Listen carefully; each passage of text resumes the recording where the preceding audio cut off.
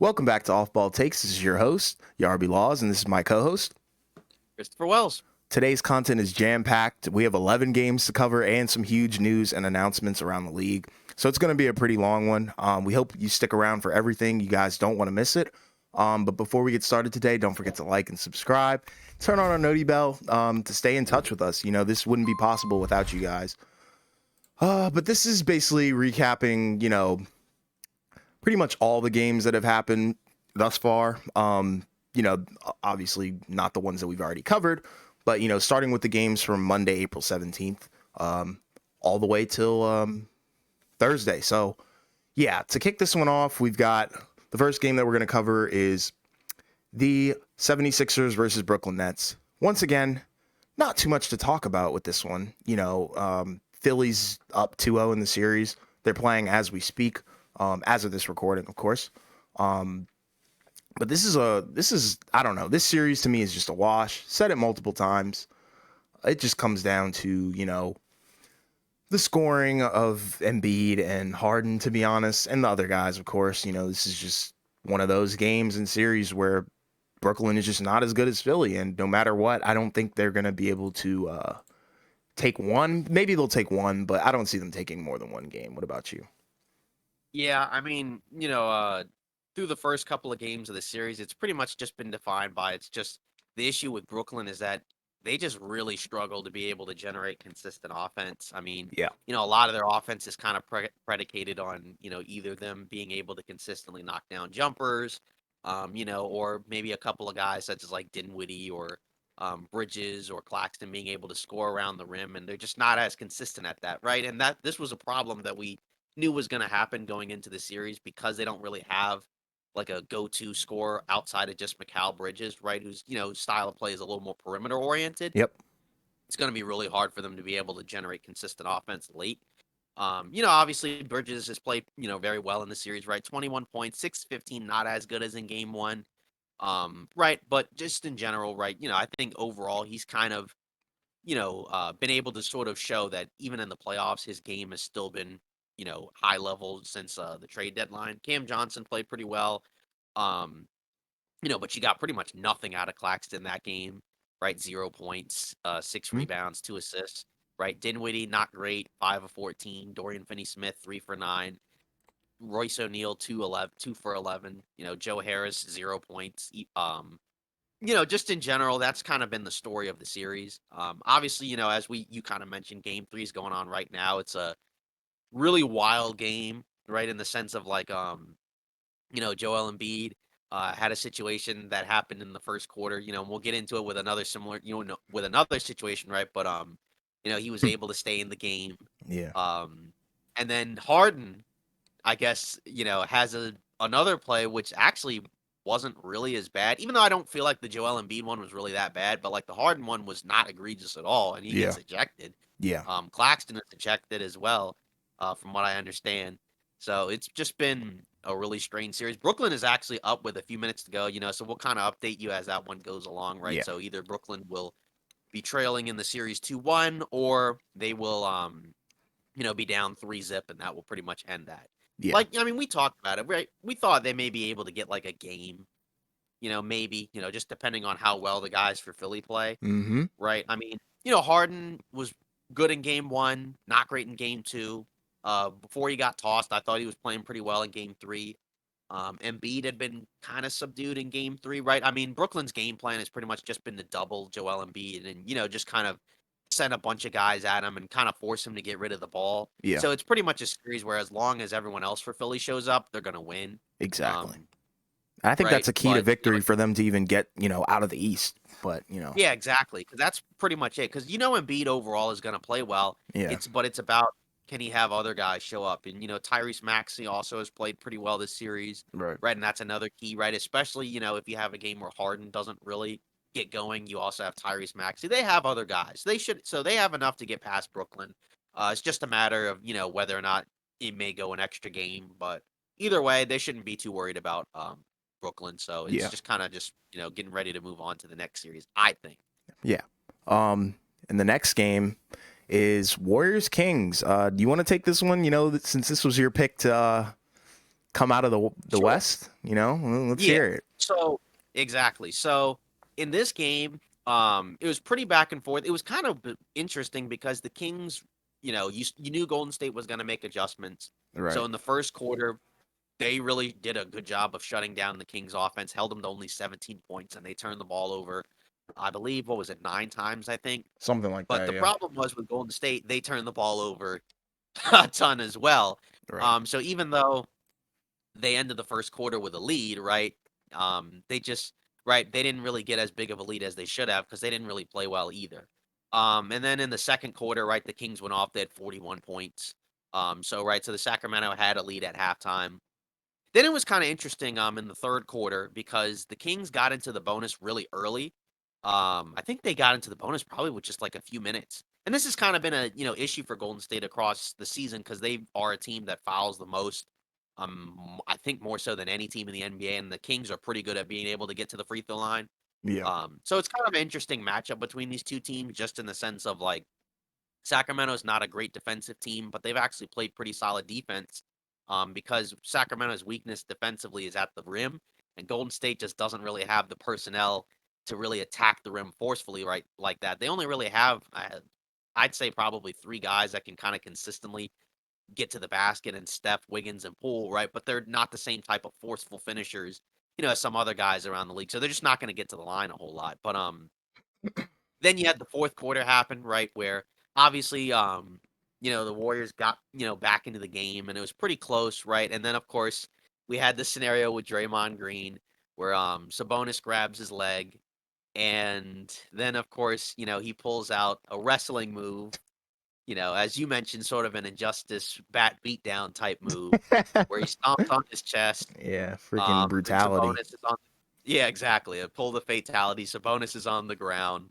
And then Draymond, right? He gets a flagrant two, right? And he gets tossed, and then he's kind of hamming it up and inciting the crowd. Saying stuff to the crowd, and looking back at the camera. So then he gets tossed, right? And Golden State makes it a game, right? But they just can't get stops down the stretch. Mm-hmm. So now they find themselves down 0-2. So obviously the issue there is they're not very good on the road. Right. Um, the games have been relatively close. But I'm still, I think you still have to give Sacramento a ton of credit for being able to, win those two games because, they were huge underdogs, right? Yeah. I think they Which were, makes no yeah, they were the sense, huge but underdogs for both games. Even though Golden State has been bad on the road all year, right? Most people thought, Golden State can take care of Sacramento. yep. Um, Right, Steph was good, but at the same time, the Kings made it hard for him defensively, right? He was 3 for 13 from 3, 9 of 21 overall, right? Wiggins had a decent game, right? He's been pretty good physically. It's just, obviously you can tell he's still rusty, especially with the outside shooting. Yeah. Right, Clay was fine. He came alive late, right? But the main issue is that some of the guys off the bench just have given them nothing. Jordan Poole's been a disaster. Yeah. Some people say he's hurt. I I thought think, he did. yeah, ankle. I think he hurt his ankle. I mean, he hasn't been on the injury report, and just like come playoff time, very few guys are 100%, right? But Right. still, you got to give him something, um, at least offensively, right? Mm-hmm. He's not going to give you a whole lot on No. defense, right? Kaminga, right, didn't really give them anything, only played 4 minutes. Jermichael Green was in there for like a minute, didn't really do anything. So Yeah. they pretty much closed with Gary Payton, and with the starters minus Draymond. So I don't know, right? It's getting kind of dangerous time here, right? Because obviously, Draymond's suspended, and we'll talk about that I guess in a minute, as we Yeah. continue to talk about this series, but it's going to be really difficult cuz for game 3, right? They kind of have to win that game or else the series is over. Well, not kind of. They have to win the game or else they lose the series. Yeah. But, just overall, I just want to give Sacramento the credit because I do think through these first two games they have been the better team. Even though going into the series we thought Golden State would be better, but again, it's still a series, so we'll see where this goes. Yeah. But just again, shout out to the Kings so far because they've definitely, I think, quieted a lot of people so far with their play. Yeah. Because I think a lot of people still thought it would be a series. Some people thought that the Warriors would roll over the Kings and kind of steamroll them. But this is why, It's again, this competitive. is why you can't ever this is why you have to take teams seriously, right? even though Sacramento, isn't really looked at as your typical 3 seed, it's still a good team. They won almost 50 games. They're here for a reason. So, they're not a garbage team, and they do match up really well against Golden State. It just kind of comes down to what happens, these next couple of games. Yeah. Their bench really came alive. A few guys off Oh of their yeah. bench, Davion Mitchell, he had some big shots. Um, Yeah. and Yeah, the and his defense was also really yeah, key really on stellar. Steph. Yeah, Um, exactly. Yeah, no, go ahead. De'Aaron Fox. Yeah, De'Aaron Fox down the stretch. Yeah, because that's the good thing. I mentioned give credit to the Kings, so I want to give credit to a lot of the Yeah, players for as well. sure. De'Aaron Fox down the stretch of that game, right? Started off the gates struggling, right? But Yeah. I thought he finished the game incredibly well. Harrison Barnes, I thought, made a lot of key buckets down the stretch. He's been kind of important in the series, right? Because Sacramento does need at least some guys on the wing to give them minutes. Sabonis, I thought, had a much better game one, Mm-hmm. or excuse me, game two than he Yeah, did in yeah. game one, right? 24 and 10 basically. Um, and Kevin Herter, right? I thought his defense, in the minutes he was out there was pretty good. His issue was he just, picked up quick foul. He Right. picked up some fouls really quick, so he didn't really close the game. But I thought in the minutes that he played, I thought he did a really good job as well. Even Alex Len gave them a solid 8 minutes off the bench Mm-hmm. where we saw him in the first half, didn't play in the second half, but in the minutes he played, he did great. So I mean, you're just getting contributions from a lot of key guys, and this was kind of the pathway for the Kings to win was they were going to have to figure out a way to kind of slow down Golden State's offense while being able to, Yeah. you know, make a lot of the key baskets late. So far they've pretty much done everything that they needed to do in order to go up in the series. It's just a matter of can they replicate it at home or excuse me on the road in at the Chase Center. But Yeah. I will say Sacramento has been of all the teams in the West, I believe they have the best road record. So if there is a team that could possibly win a game at the Chase Center, they could do it. Yeah. And I don't want to harp Yeah. on the Kings too long. Since we do have a lot to get to, but one thing I did want to shout out also is their fans, they're making it Oh yeah. hard for Golden State to win. I know Golden State is really bad on the road, but even then, like them being on the road with that crowd, it's almost an impossible task. It's a hard road to climb. So, we'll see how that goes. But did you have anything else for Kings Warriors? Your pick or not?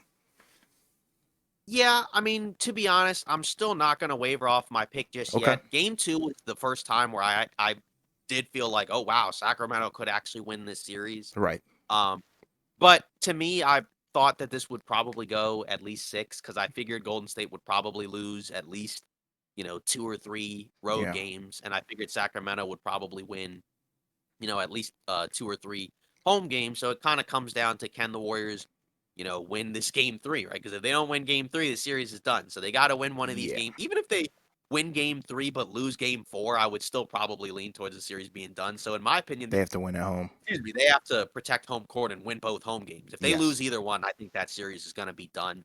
Yeah. Um, and then at that point, it'll probably, there'll be a lot of, talks and discussions about what the Warriors do in the offseason, because you kind of mentioned it in the last podcast. Like you can't lose in the first round to the Kings, especially if it's in like a 4 or 5 game You series and can't. run this team back. You can't. Obviously we're not there yet, but there's a chance for that to happen, especially if they lose tonight. Yeah, like you said, it's a chance. Um, moving on into the next game. This one I think was another one where it's like, the team that won is just better and they're just going to take the series, but it was Boston Celtics versus Atlanta Hawks. Um, and this one was on Tuesday. So with the Celtics, they're just a great team. Um, simple as that. This is just, I feel like, practice runs for them. I don't want to disrespect the Hawks at all, but they are very underwhelming, in my opinion, especially when you compare these two teams side by side. There's just no comparison. You can't compare. So, Tatum had 29 and 10.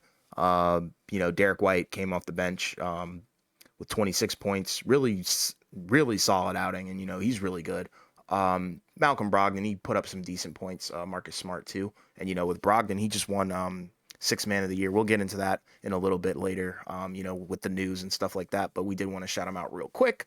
But yeah, solid outing from Boston. They're just a really good team, in my opinion. And then you look at the Hawks, um, not really that much. DeJounte Murray, around 30. Trae Young, 24. Just like I said, there's just not enough coming from the other guys on this team. I think, Celtics have a great supporting cast, offensively and defensively.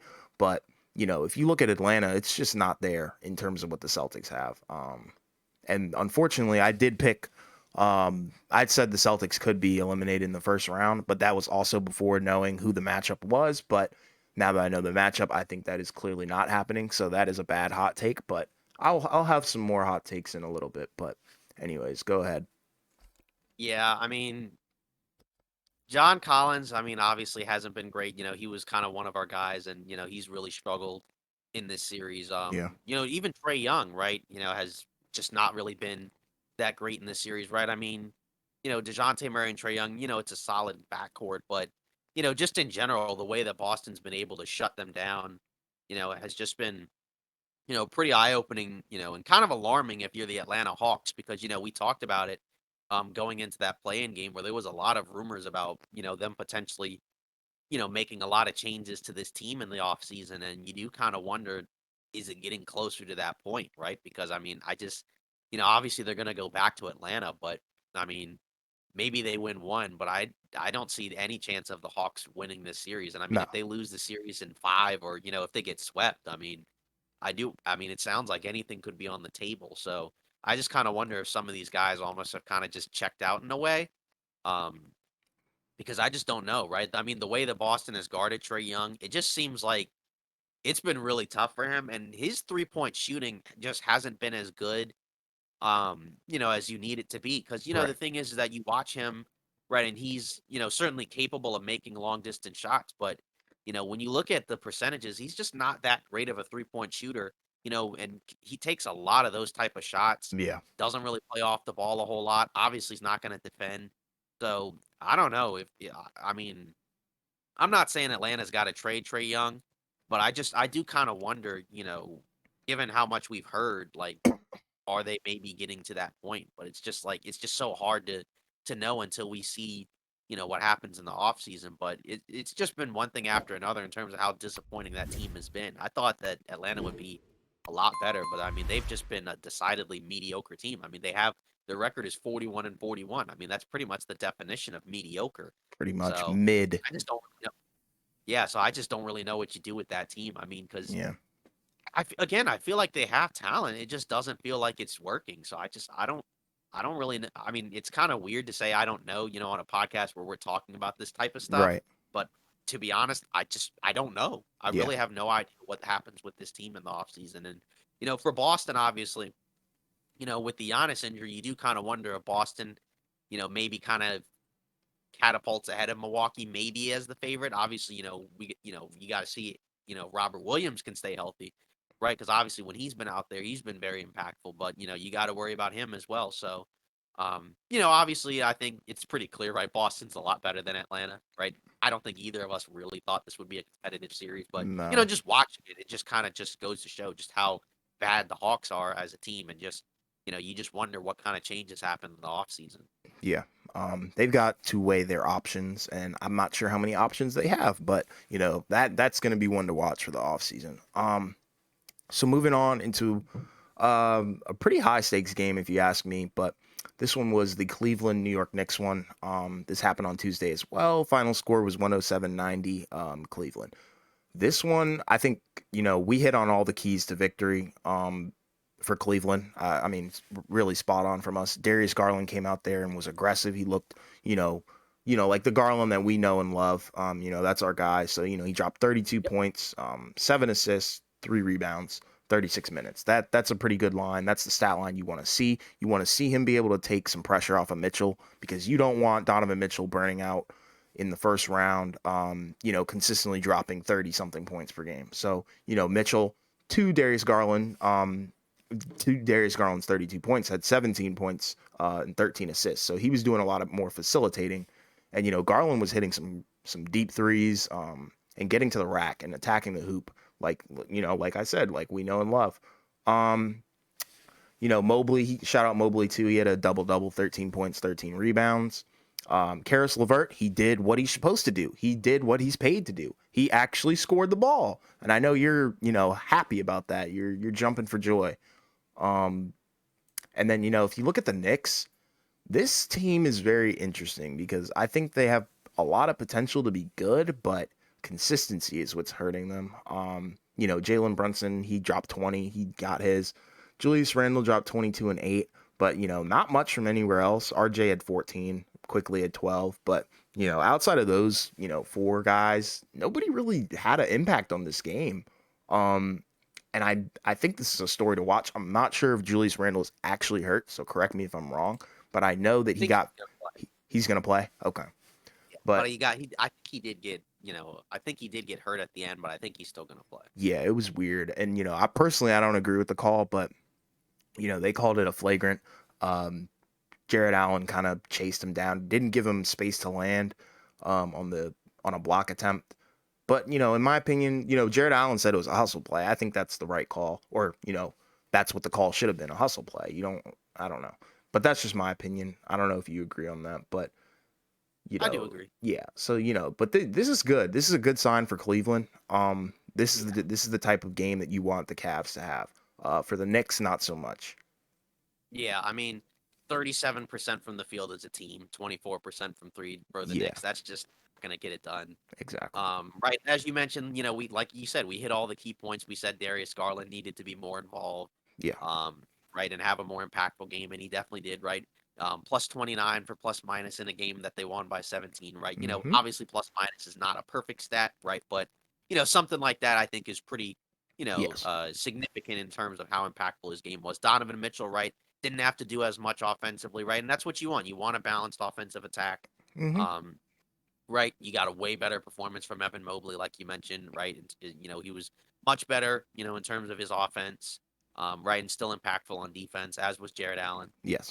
And then, Levert, obviously, like you mentioned, he had a great game. Isaac Okoro, right? He got pulled really early. He only played like 3 minutes, I think, right? And Yes. so they put in Karis Levert, right? And like you said, he did what he was supposed to do, Right. provide another offensive option. Right. And his 3-point shooting came through, which is also notable as well, right? Because he had shot well for them from three during the season, right? So that's the main thing with Cleveland is that you need somebody else offensively outside of Garland and Mitchell, right? Because you don't necessarily expect Mobley and Allen to give you a ton in terms of scoring, right? But Yeah. obviously they still have to be there and make an impact, right? But you just need one more guy, right? So Levert playing well helps. So that's the main thing, right? I mean, with the Knicks, like obviously that's the main issue for them. They struggle, right? Brunson, like you said, had 20 points, right? But 5 for 17, 1 for 8 from three, right? Barrett has really struggled in this series. So that's the main question, right? Can the Knicks, kind of go back home, right? And right the ship, right? Because they did what they needed to do. They, got the split. So that's, kind of the most important thing, Yeah. right? Because I didn't think they were going to win both games in Cleveland. I assumed, honestly, they were, pretty fortunate to win game one, right? Josh Hart made some big plays late. He didn't play as well in game two. Right. So obviously you flip around a couple of plays and Cleveland could have been up 2-0. So, I like I said, I still think Cleveland is better. I still think they will win the series, but the Knicks are not going to go down without a fight. Yeah. So it all just kind of depends on, how their starters produce, right? And if they can get like just a couple guys off the bench, right? Because, obviously, Josh Hart normally is going to give you something, but he wasn't very effective. Right, quickly was okay, but you just need more, right? You needed more from your starters. Yeah. If you get a better performance from the Knicks starters, right, they got a chance, right? But I still think Cleveland is the better team. It's just all about Ken Garland and Mitchell continue to coexist in the together in the playoffs, and if they can, Absolutely. they should be able to take care of the Knicks. Absolutely. Um, to move on, this was another Tuesday game. We had Phoenix versus the Clippers. This one was a really good game. I enjoyed every minute of this one. 123-109. Phoenix came away with the win. To shout out the winners first, of course, KD. He had 25. Very smooth 25. At first it wasn't looking too good for him. He's kind of getting stopped by almost everybody. Westbrook had a wild block on him. Kawhi, he stripped him a few times, but they came together on a collective team effort, but it was behind Devin Booker's 38 points and 9 assists. Booker looked like he was unstoppable. Nobody could really even touch him. It seemed like he was just getting to his spots, letting it fly, and all of them were pretty much hitting. Then you had Chris Paul as well, 16 points, and I feel like he's a huge X factor for this team because he's been showing up. Well, he showed up in this game. He had a lot of mid ranges. He got to his spot. pretty much wide open too. But to his credit, he's the one who got himself wide open. But yeah, really smooth shot. I liked his game. And then obviously you have DeAndre Ayton with a easy double double, 14 points, 13 rebounds. This is the Phoenix team that I want to see. This is the team that I think can potentially make it out of the West. This is my pick. Um, I would like to see a little bit more from the bench. This is a lot of load on the starters. But however, there wasn't really a need for it, because if the guys are hot, you don't want to kill the rhythm or anything like that. So I understand that. And I did think they needed to really set the tone with this game because the first game was in my opinion, a disaster for Phoenix. You can't go out like that at home. But then, to move into the Clippers, Kawhi had 31 points. He did not, he was not going away without a fight. He made it known that he's there, and he had some defensive plays too. But, also you have to look at Westbrook as well. He had 28 points, crucial turnovers, I think. But, the 28 points, that honestly doesn't surprise me. This is the Westbrook that I think the Clippers wanted to see and want to continue to see. But, looking at this team, the Clippers are pretty deep. That's the only thing that scares me about the Suns. They're not as deep as the Clippers. So that may hurt them in the long run, but I don't know. Some questionable plays by or coaching calls, I would say. I feel like you need to have Zubac out there more than Mason Plumlee. I just didn't like that, but I could be wrong about that because I'm not sure if Zubac was in foul trouble. But there were some times where I was like, why is this guy in? Um, Bones Highland, he had a small impact off the bench, nothing crazy though. 6 points. Um, and then, Terrence Mann, 10, Norman Powell, 12, Eric Gordon, 12. Eric Gordon hit some really crazy threes. I was kind of surprised about that. Um, Mm. but yeah, I'm not sure. Like I said, the winner of this series is going to the finals for me, but I don't think the Clippers, in terms of depth, they have what it takes, but in terms of stopping this team, I'm not sure anymore, especially without Paul George. That's the biggest thing that's hurting this team. But, what were your thoughts on this game? I enjoyed it. Yeah, I think just in general with the Paul George injury really does hurt the Clippers. Yeah. It just hurts what they can really do on the defensive end, right? Kawhi obviously played great, but he can only do, so much, on his own necessarily, right? Having Yeah. Paul George helps.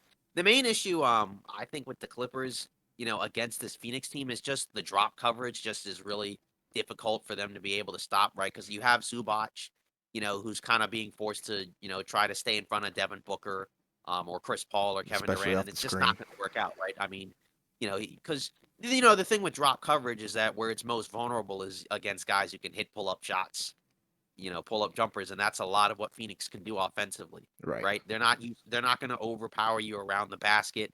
Even from three, they're not usually going to do a whole lot of that because they don't really take a high volume of threes. Yeah. Um, even though they do have some guys that can hit threes, right? But it's just the pull up mid range jumpers. And, when they get it going, it's really tough to stop. Like you mentioned, Devin Booker set the tone and was great, 38 points, right? The main concern for me with Phoenix, like you said, is the bench. I mean, those guys had to play a lot. I mean, you're talking about Devin Booker and 40 Durant minutes, basically bro. having to play almost all 48 minutes.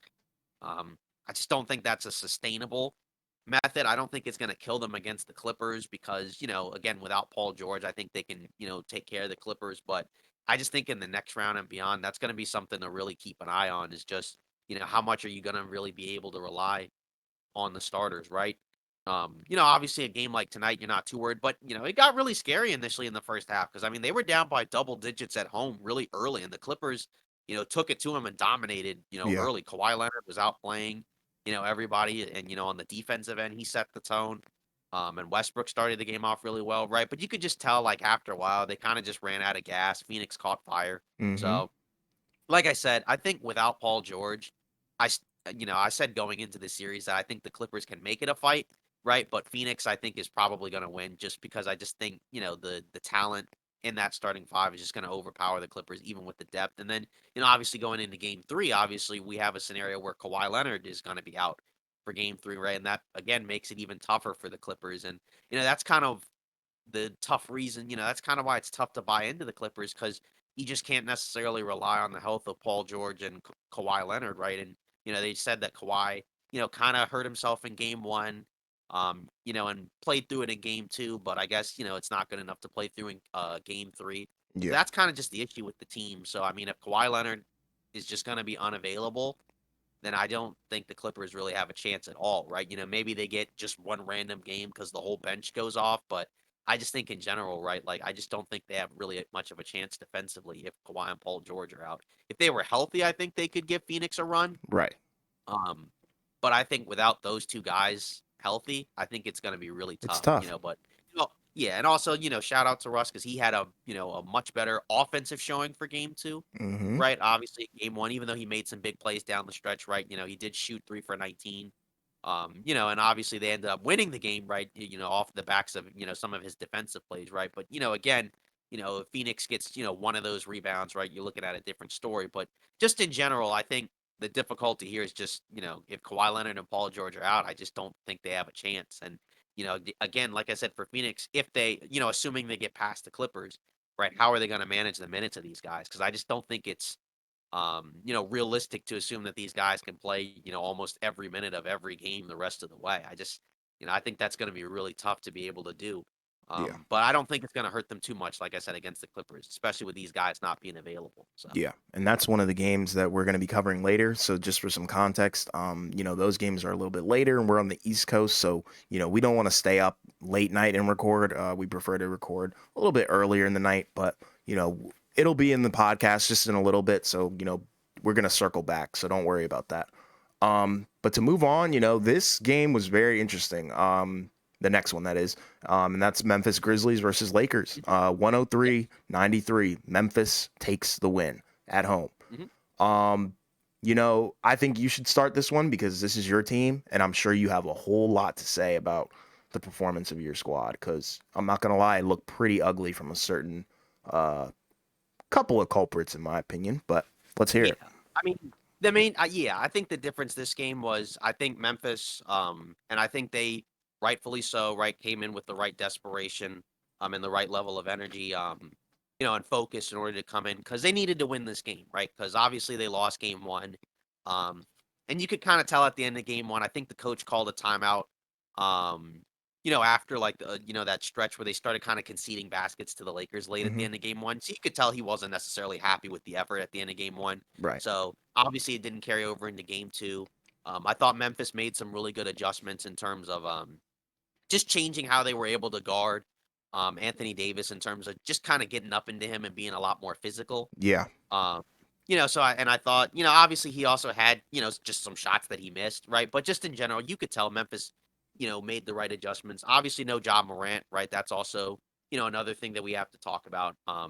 We didn't know necessarily going in, right? My guess was he wasn't going to play, just, given the talk about his hand and how, even though it's kind of a pain tolerance thing, they also just, mentioned he wasn't necessarily like, able to do a whole lot with Right. it. Right. Um, Right, and that obviously changes kind of the geometry of the game. Because Tyus Jones is a different point guard than Ja. Obviously, we've talked about this a dozen times, right? Memphis is not a better team without Ja, right? But they're still a good team. Yes. Um, and I do think going into the game, and I think a problem with the Lakers all season is that it does feel like they a lot of times will kind of play down to their competition. I think that they probably thought that Ja wasn't going to play, so I think they kind of just thought they could kind of walk in, and just be like, we can probably still get this game regardless, right? But again, this is why you can't necessarily disrespect your opponent, no matter who you're playing, right? Even if Good you're point. playing the worst team in the league, you can't necessarily do that just because, again, it is an NBA team, it's the playoffs, so obviously they're going to play like that, right? Obviously LeBron had a pretty good game, right? 28 points, 12 rebounds. But obviously, like you mentioned, you had a couple of guys in, D'Angelo Russell and AD that had really poor games. I thought AD, defensively, obviously played great. Yeah. But just again, offensively, he just didn't have a good game. Probably one of the worst games I think I've seen him play in a while, especially in the playoffs, because he doesn't normally have a lot of poor playoff games, right? Because D'Angelo Russell, we've seen this before, but not so much from AD. Yeah. So I think that's kind of the difference in this game, right? In a game where you lose by 10, right? You got two guys that, combined to go 6 of 25, right? So Yeah. obviously that's kind of the main difference there, right? Rui off the bench, right? That was the kind of the other thing. You didn't really get much help from the bench in this game, right? Rui Hachimura was pretty good, 20 points. Um And then obviously, you go to Memphis' side, right? Jaren Jackson Jr. continues his great play, right, with 18 points, 9 rebounds, 3 blocks, right? That's the guy that won Defensive Player of the Year. That's the guy that was my pick for Defensive Player of the Year. Xavier Tillman was also the star of the game for Memphis, right? He was the leading scorer with 22 points, 13 rebounds. You could kind of right, Desmond Bain, 6 of 18, right? But Hmm. I thought the minute he played, he still played relatively solid. Yeah. The main adjustment I think for Memphis was the fact that with Tyus Jones in the game, right, they were kind of running a little more through Desmond Bain at times as well. And I think that that kind of allowed AD to kind of be pulled away from the basket. And I Yes. think the more he gets pulled away from the basket, right, the easier it kind of is for Memphis to be able to get into the paint because that was where they did a lot of their damage, especially in that first half, was being able to get to the basket, crashing for offensive rebounds. So that was kind of the main difference. I thought in the second half, I thought you got a much better effort from the Lakers. Not necessarily enough to win, right? But they did make some adjustments. I liked how they were posting LeBron up more, a lot around the basket. I thought that that was a big key, right? Because Dylan Brooks, um, being posted up by LeBron. He did a much better job being able to score from there. Yeah. Just the only issue was in the minutes where AD is off the floor, that's where the Lakers are getting killed, right? He's like a plus 24, I think, in the minutes, that he's there, minus 17, right? The Lakers are when he's off the floor. I mean, that's the Right. main issue is that they just haven't been able to figure out a way um, just to kind of get stops whenever he's off the floor. I think the thing is with Jaren Jackson Jr., I don't necessarily like how they're playing him one on one defensively. I think they got to do a much better job of doubling him because he's not really much of a passer, right? He's kind of more of like a black hole when he's posted up, and he's a Yes. very good post scorer. But he's not a guy that's normally like in danger of kicking the ball out Right. if he gets doubled. And you saw that in the second half. So I think there's adjustments that were made, and there are adjustments that will be made. And again, both of us kind of thought this was going to go a long series. Hmm. So I think if you're Lakers, you can't be, obviously you're disappointed that you didn't come out 2-0, but you still have to be happy that, you're going back to LA with the series tied, right, against the team with the best home record. So I think that's kind of the main difference there is that if you get a better game from AD on the offensive end and you make those adjustments, I think you got a better shot at home. It's just a matter of whether or not, you get the role players to show up at home. If they don't, right, then obviously that's, kind of that right? But if you do get him to show up at home, I think you can kind of take back control of the series. And we Yeah. got to see what happens with Ja, right? Very Because if true. he's Yeah. out for like the rest of the series, obviously I think that kind of changes it up. But Memphis is still capable of winning a game, without Ja. I think they need him for the whole series in order to win, Yes. right? But I think, they could probably still get another game without him. It's just going to be harder because I think with the adjustments that LA made, I think it's going to be harder for Memphis to be able to take advantage the way they did in this game. Yeah. I agree with that 100%. And kind of to circle back to our keys to victory for, that game in Yeah. particular. Kennard, he came out there and balled out 13 points. And Tyus Jones, he's an elite backup point guard. I personally believe he's the best backup point guard in the league. Yeah. I agree. Not stats wise, but basketball mind wise, he knows how to Mhm. manipulate the floor a lot. Um, and he provides so much. Like you said, he knew how to draw AD out, and that helped them a lot. And I have a Yeah. question for you. Mhm. If you're the Lakers, are you benching D'Lo, or are you just gonna keep him in? Mm, I think for them, I think the most likely scenario is I don't think they bench D'Lo. Okay. Because the main thing is that Schroeder also didn't have a great game. I think Right. he had a goose egg. Yeah. So, Yeah. in the Zero. playing Yeah. game, right, when D'Lo didn't, yeah. So in the playing game when D'Lo didn't play well, you were kind of able to get Schroeder Yeah. right going. But I think probably the more likely scenario is that Vanderbilt might come off the bench and they Okay. probably start Rui. It just kind of depends, right? Because you have Vanderbilt to guard Ja Morant, and he did a pretty good job in game one. But it's just if Ja's not going to play, you don't necessarily need Vanderbilt out there in Right. the starting five. And Jaren Jackson Jr., it kind of like what we talked about with AD, being drawn away from the paint, right? Obviously, Jaren Jackson Jr., if he's just guarding Jared Vanderbilt, he's just going to stand in the paint as well. So Yeah. I think that's kind of the difference there. Is I think it's probably Vanderbilt. That's the guy that probably gets pulled from the starting five if they make a change to the starting five Okay. over D'Lo. Obviously, D'Lo is a guy to keep an eye on, but I think he is still an important guy in this series. Just because you need his shooting and playmaking from the guard spot. But obviously, he's got to be better than what he did in game two. You can't Yeah. have a another 2 for 11 game. Yeah. His Um, highs are so high, but his lows are yeah, so low. I think that's one of the interesting things about him is that like when he plays bad, it kind of like just snowballs from there. Because Yes. there was a play where they gave up a three, right, and then I think they turned the ball over on the inbounds, and then he fouls Luke Kennard on the three, right, and it's a 7 point swing. So that's Yeah. kind of the issue there. It's just that it tends to snowball for him. So when he starts playing bad and it gets like really bad, it just continues to get worse. Like in game one, he started off kind of rough, but then he quickly got into it. But from the start here, it just didn't work. Right. And again, that's kind of who he is at times, right? Obviously he's been a guy that struggled at times in the playoffs, and I think that this type of matchup, because Memphis is a tough physical team, he seems like a guy that doesn't necessarily respond, well to physical Yeah. play. So I think that's kind of something to watch out for. It's just again, kind of like we mentioned with the X factors for Memphis, right? That one of the X factors for the Lakers is the guards, right? So you need two of the three guards, I think, to play well, right? So if Russell doesn't play well, but you get a better game out of Schroeder and Reeves, right? Then you can kind of offset that, right? And then if say the other one doesn't play well, but you get the other two guys, then that's okay. Yeah. So there's adjustments to be made. And either way, I think this was a long series. I don't think anybody, should have realistically thought that either team was going to win in like Yeah. four For sure. five, because I just think that these two teams are good enough where it should be a long series. It shouldn't be, a sweep unless, again, Yeah. somebody, is hurt for the Right. entire series. Yeah. And the best Yeah. analogy I can give for this game to just sum it up is the Lakers kind of showed up for a test but didn't study. That's what it looked like Yeah. to me. They didn't do their Yeah. homework. Um Mhm. so to move on, this was an interesting game. This happened on Wednesday. Um Bucks Heat. Milwaukee won this game 138 to 122. Very interesting. And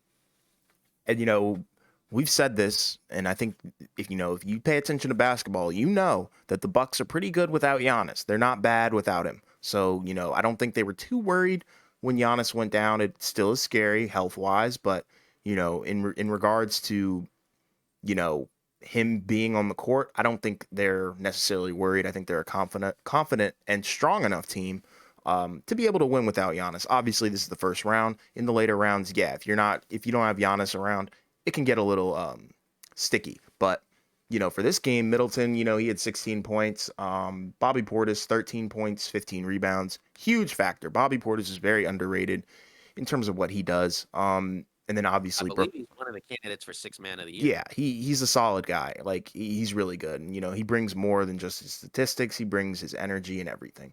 Um, and then you had Brooke Lopez, 25 points, phenomenal. That's what you need. You need a balanced game.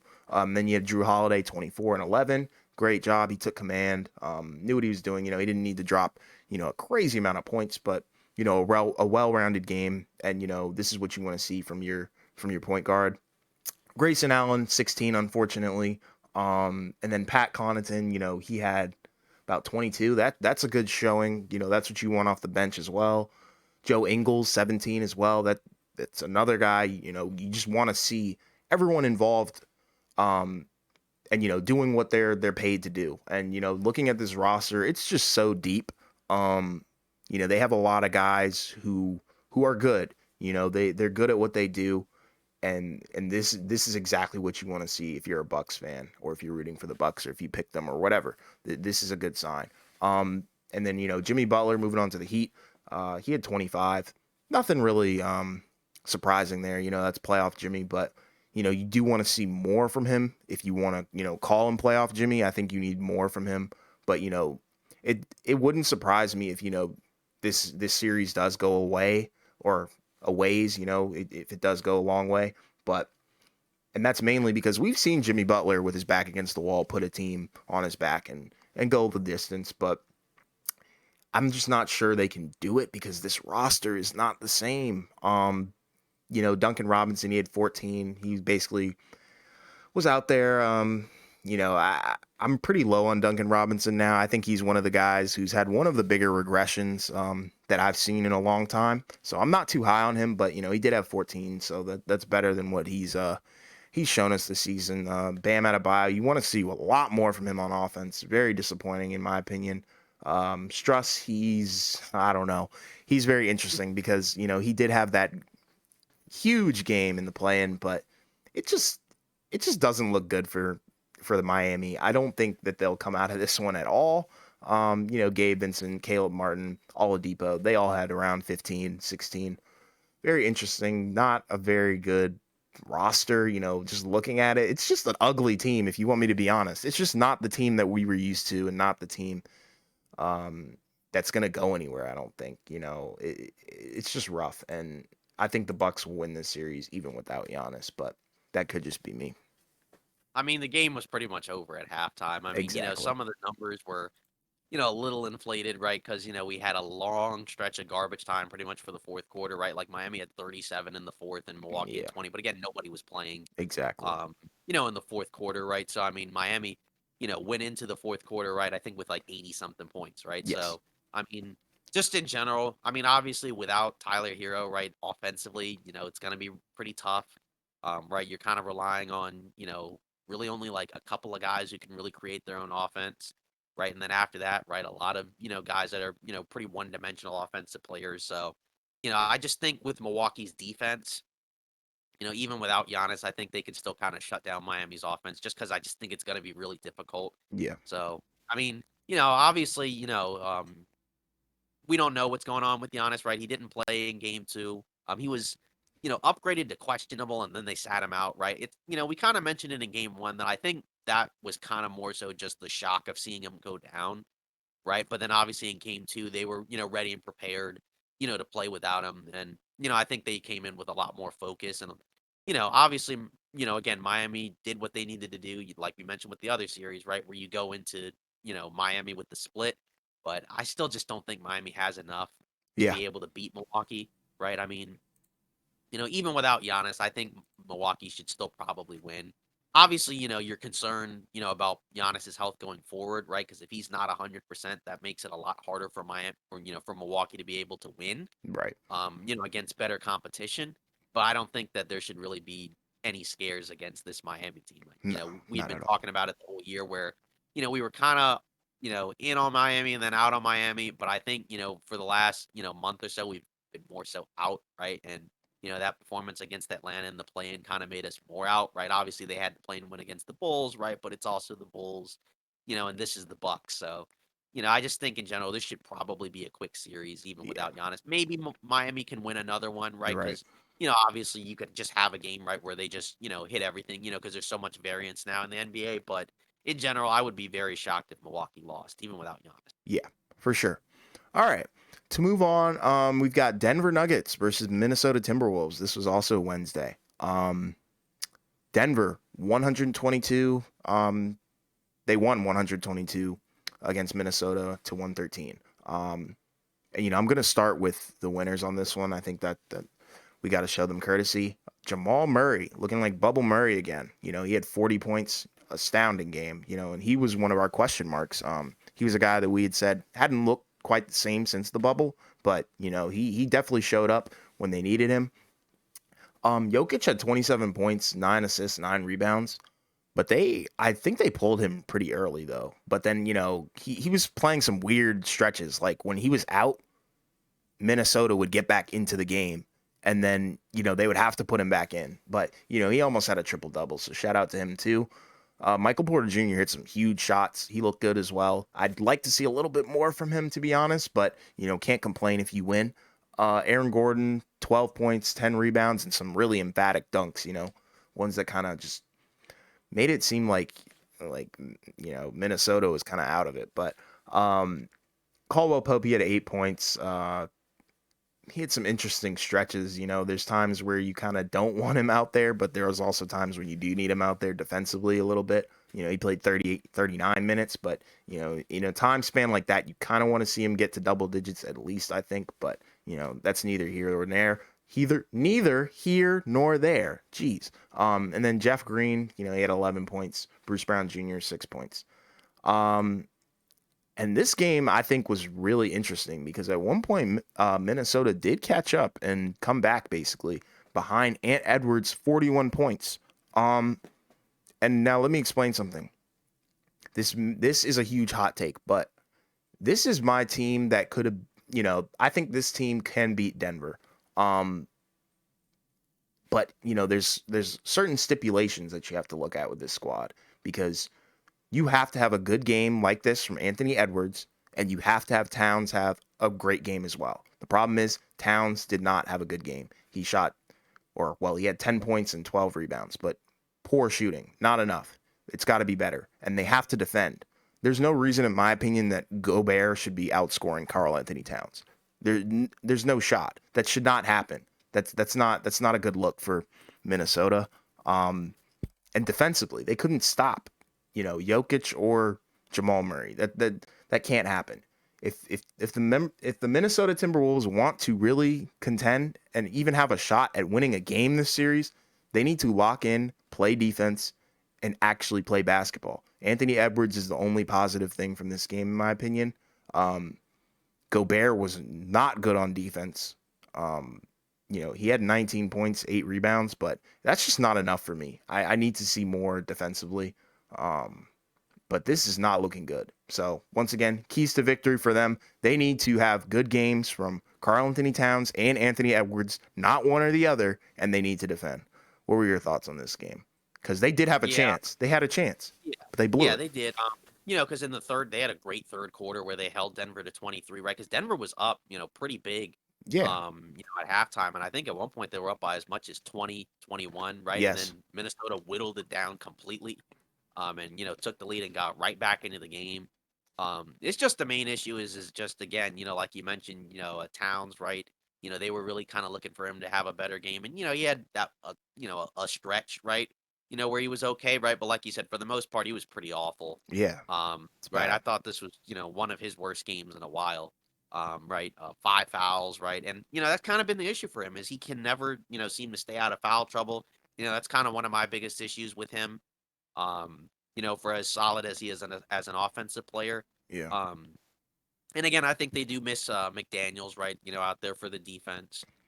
Huge. But again with Denver, right? It got close, right? But again with Jamal Murray, right? It's kind of like what we mentioned with Phoenix with the drop coverage, right? Gobert and Towns, you just, they're on an island trying to stay in front of Jamal Murray, and they just can't do it, right? And Can't. that's kind of the issue with these type of lineups where you got two bigs, and then in transition, right? Obviously, they're not going to be able to catch up. Like you mentioned, Edwards was great. Um, and this was kind of his first big game in a while, right? So, hopefully he can kind of keep this going. Hmm. Um, so that's kind of the key thing there, right? Denver, the run, how quickly that happened was kind of concerning, and they're kind of like Phoenix, where their bench is also not that great either, No. right? The acquisitions they made at the deadline, right, with Reggie Jackson, in the buyout market, and trading for Thomas Bryant, those guys haven't been a factor at all, right? They've been rolling with Jeff Green, Bruce Brown, and Christian Brown, and I don't know. That's I mean, I guess they have 8 guys, but I mean, I don't know how I feel about all three of those guys. I like Bruce Brown, Yeah. and I think Christian Brown has done, solid as a rookie, but just in general, like, I don't know. I mean, that's kind of, tough. I think they'll be fine against Minnesota. Obviously, again, the series will go to Minnesota. We'll see what Minnesota can do, at home. Maybe they give you a, better performance, but, again, it's kind of like, with the, a couple of those other series, if they can't get a win in game 3, that series is, done. Yeah. So Can they I need say to win something real game quick? 3. Yeah, sure. Sorry, I don't want to cut you off, but the reason why Mhm. people are not picking Denver a lot to win this year's championship is really because when Jokic isn't on the floor, they're terrible. They're probably one of the worst playoff teams, that are around when Jokic isn't there. That's how bad the bench is, but sorry, continue. Yeah, I mean, yeah, the main thing is that you're just, you kind of outside of Jokic, you need Jamal Murray and Michael Porter Jr., right? You need those guys to be, high level stars. Yeah. And that raises their ceiling, right? If Jamal Murray, obviously he's not going to score 40 every night, right? But if he can No. give you, like 20 something a night, right? And Michael Porter Jr. can give you somewhere around that, right? Obviously that raises their ceiling a lot. So that's kind of the question is, can those guys do it consistently? Because they did a good job of closing it out, and helping Jokic out tonight, right? But they got to be able to do that every game, in order to continue to go further, right? Because they're going to play whoever comes out against Phoenix and the Clippers, right? And Yeah. both of those teams I think are much better than Minnesota. Especially on that higher end talent, right? Obviously, Phoenix has problems in terms of depth, right? But their starting five I think can match up with Denver's starting five. So it's going to be interesting to see where Denver goes from there. I do think that this series is probably teetering towards over. I do think Minnesota can still win a game at home. But if they don't win game 3, right, then that series is done. So Yeah. they're going to have to win. I think both games 3 and 4 to stay alive, and if they don't, that one's going to be over pretty quick. And that's, going to be kind of a disappointing end of Minnesota's season, right? Considering Yeah. all they gave up to get Gobert. And, to just kind of have another first round exit, to me is not enough to justify that trade, Right. I didn't like at the time. And, honestly, to me, I like it even less now. Yeah. I get that. Um. So do you want to do the news first, or do you want to cover this last Philly game? Oh, Because it yeah. did just end, but I don't know if that gives us enough time to analyze the box score and all that stuff. Because we only saw portions of the game. I think Yeah, we we only didn't. saw portions of it. I mean, So we kind of mentioned it a little bit. I mean, but I guess, you want do to you circle want back to? to it? We can just shout out the Okay, score yeah, real quick because it we can do wasn't it. that impactful. But Yeah, we can it's do it. it's Yeah, almost elimination time. So yeah, I'll do it. okay, I'll yeah, take care. you can do it. Yeah. So, as we were talking, so we saw earlier that it looked like Philly wrapped up their game 3 win against the Brooklyn Nets, 102-97, right? So that means that the Sixers are going up 3-0, right? Which pretty much ends that series. Yeah, As we talked about, we saw that Harden got ejected in the third quarter, right? And Nick Claxton also got ejected for taunting, right? I saw those 2 plays. I didn't necessarily feel like they warranted ejections. I know with Claxton, it was also because he got 2 techs, I think. yeah, But I don't, both of those plays I feel like are kind of just small, right? yeah. But regardless, right, Philly was still able to win. You got big performances out of Melton, Maxey, Tobias Harris, right? And again for Brooklyn, right? Again, Bridges 26 points on 26 shots. It's just hard, right? Because You're again, right. against this Philly team, it's just a bad matchup because they don't really have, a whole lot of guys size wise to do much. I thought they did a good job of defending Embiid. Again, they only held him to 14. They doubled him every time he touched the ball. But again, Philly against Brooklyn just has too many other options. And, like I said, I think Brooklyn was, put up a good fight, right? I mean, they've been competitive in these games, but they just don't have enough down the stretch. I mean, this was a winnable game, once again. And, kind of similar to game 2, they just kind of just blew it, I think. I mean, Philly's still the better team, but, I don't know. If I'm Philly, I'm a little bit nervous going into the next round, even though, Philly is up 3-0. It's just, I feel like you'd like to see more out of Philly. But, Yeah, regardless, still, again, right? They're up 3-0. They're about to probably sweep the Nets. So this is what, they needed to do, right? Because you don't want to go into a long series against the Nets, yeah, knowing that Boston's probably going to have, a pretty quick series against Atlanta. So you want to go in with as much rest as possible, so guys can be healthy and get ready for the next series. yeah.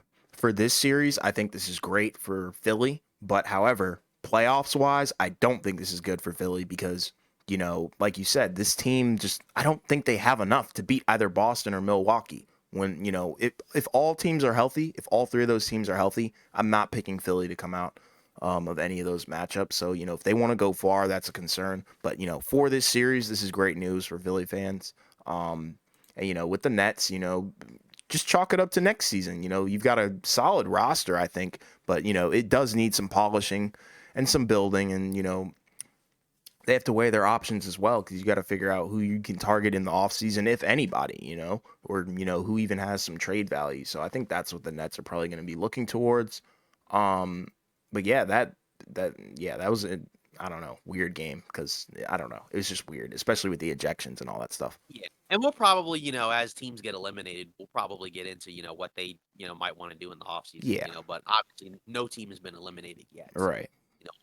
we'll keep going with that. Yeah. Do you want to take the news or do you want me to? Yeah, I guess I'll handle it. Okay. Okay, so the Draymond thing, Yeah. that probably should have been in the Warriors Kings game, and I just kind of like I don't want to say blanked out, I but mean, like, you mentioned it. You mentioned it. yeah, but like, we kind of needed to get into I also kind of wanted to like have a discussion of like whether or The not like we thought ramifications. or yeah, and whether or not we thought he should have been suspended and all that, because I thought we could also maybe make a short out of that. We can do it in Um the news. I can make a short out of it there. Okay, and then I don't know, maybe I don't know if you feel like you would want to put that in the Warriors Kings like thing as opposed to like in the news. I don't know.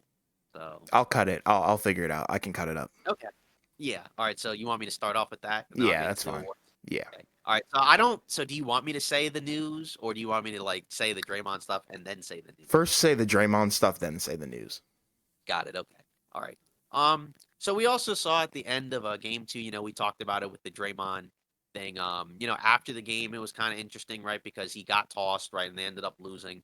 And it was kind of interesting because the next day, right, you got a thing from Shams Charania saying that it was, unlikely that he was going to get suspended, right? Because a lot of people wondered what was going to happen.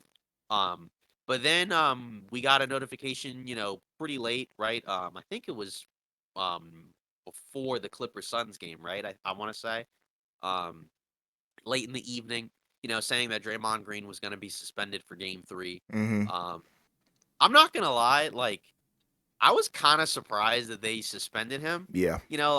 Like I'm not necessarily gonna say that like, that they should or shouldn't have, but like I'm pretty surprised that they suspended him. I understand the reasoning behind it, right? Hmm. They mentioned Joe Dumars, right? Player, former player for the Pistons, right? He's the executive VP of the league, and he mentioned he cited, his past behavior, as well as, his incitement with the crowd, in addition to the actual incident itself. So what are your thoughts on the suspension? Because like I said, it surprised me. Yeah. I'm not gonna say that like he didn't deserve a suspension, right? Because again, like I don't necessarily think it's the wrong decision, but it did Right. kind of surprise me because usually you don't normally see guys get suspended, in playoff games. But it was also kind of a pretty, wild situation. So I can't necessarily, blame them for coming to that Right. decision, especially, considering his history. So, what were your thoughts on the Well, suspension? for me, it's such an odd situation because you have to look at what happened first. Sabonis, they kind of got tangled up. Sabonis held onto his leg, which I don't think is a good play. Regardless, I don't think you should be holding onto anybody's legs in the NBA. There's no point in that. I think that's kind of a dirty play in itself. But then you have Right. Draymond who maliciously, obviously, basically stomped him out with in the rib cage, like you said, injustice finishing move. It was bad, but I think the problem is that Draymond relished it. I think if he didn't relish the moment, I think there wouldn't have been a suspension. He kind of instigated it, egged it on, and made it. It seemed like he enjoyed it. That's just from what I saw. My opinion. It seemed like he literally enjoyed it. Like you Like, said, with the yeah, I stomp crowd on and you, so what? yeah, like I don't know. It was just weird energy to me. Yeah, I eat boogers, so what? Yeah, like what the hell? Like I don't know. That's just a weird thing to do in my opinion. I understand you're frustrated that somebody's grabbing your leg in the NBA. No place for that. Also no place for stomping somebody out while they're on the ground. Um but in terms of the suspension, I could have understood if this was the regular season and they decided to suspend him. I think you can chalk that up to oh whatever, Draymond got suspended. But this could potentially impact you know, game 3, cuz now you've lost one of your better defensive presences, one of your better playmakers as well. And Draymond, whether you like him or you hate him, you have to admit that he is a factor for this Warriors team, and he has been ever since they started winning, and started this dynasty. But I think a suspension is a little bit too much, but I understand they're trying to send a message, say there's no place for that in this league. So I think that's what they're doing. And it's Draymond. I think they're always gonna be heavy-handed with him just because he's a guy who's known for his antics. But at the same time, that's not gonna stop him. We already know he's gonna have another incident. Probably not as severe as this, but you'll come to see another incident if they get any farther in the playoffs. Or who knows, there might be another game in this series where Draymond is given a technical, ejected, whatever. You know how it goes with Draymond. You know the deal. Yeah, but it was kind of interesting how so I heard on ESPN Zach Lowe's Hmm. podcast they mentioned that there were people within the Warriors organization that thought that Sabonis, quote unquote, is using the ball as a weapon. So I Oh, thought that was kind excuse of, me. What? I yeah, need more exactly. explanation on that. Like essentially, I guess they feel like he's, been kind of like, getting away with a lot of plays, but Okay, it's kind of hard for me to have a lot of sympathy in the sense of like you have Draymond Green on your team. you can't And talk. just to me, yeah, and so it's just like to me, just kind of like, the thought of, a team that has Draymond, kind of complaining about another player engaging in, Yeah, I guess, similar types of antics, if you want to call it that, just seems kind of a little bit ridiculous, I mean, I don't know. It's just like at the end of the day, to me, it's kind of simple as just, he didn't have to stomp on the no, guy. Obviously, like you mentioned, you shouldn't grab somebody's leg, but no, but that doesn't necessarily mean you can just stomp on a guy, right? exactly. Like if somebody just grabs your arm, right, you're not just all of a sudden just gonna punch them. I mean, that's kind of It's common sense. I yeah. I mean, mean, it that's doesn't give you the the green light to do anything.